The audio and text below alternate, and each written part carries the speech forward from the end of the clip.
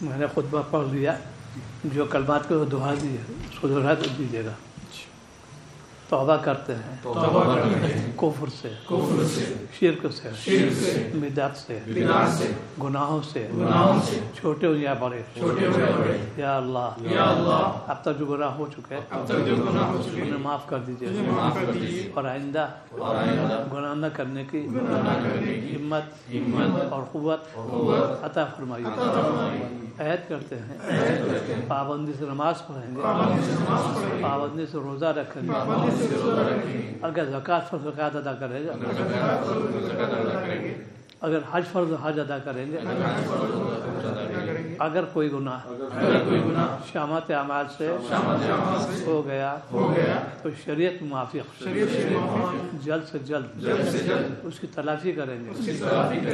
بیعت ہوتے ہیں سلسلہ چشتیہ میں، سلسلہ نقشبندیہ میں، سلسلہ قادریہ میں، سلسلہ سہروردیہ میں۔ یا اللہ اس بیعت توبہ کو قبول فرما، میدان محشر میں، جنت میں ان بزرگوں کا ساتھ نصیب فرما۔ دعا کرو۔ اللہم صلی اللہ علیہ وسلم۔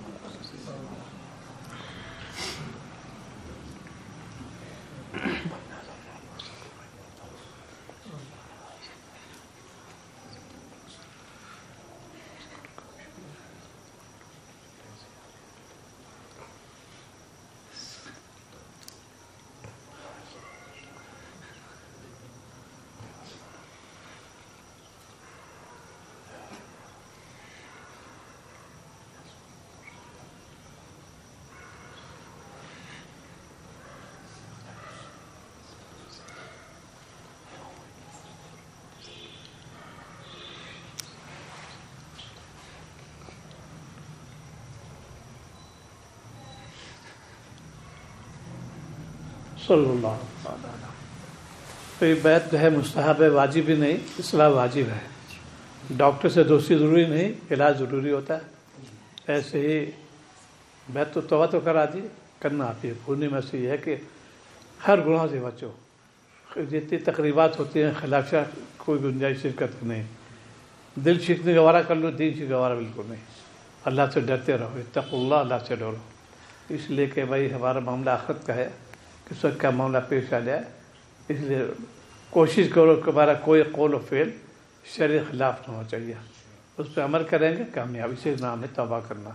یہ توبہ تو مستحب ہوگی، لیکن واجب کیا ہے؟ اصلاح نفس، اپنے نفس کی اصلاح کرو، اپنے گناہوں سے بچاؤ، لائن کلام سے، لائن کام سے بچو، جتنا وقت ملے تلاوت میں لگاؤ، جو نماز قضا ہوگی اس کی ادا کرو، جو روزہ قضا ہوگی ان کا ادا کرو، اس طریقے سے فرائض کے تک بڑا پورا کرو کہ مرنے پہلے ہم پورے پاک صاف ہو کے اللہ پاک پہ پہنچ جائیں۔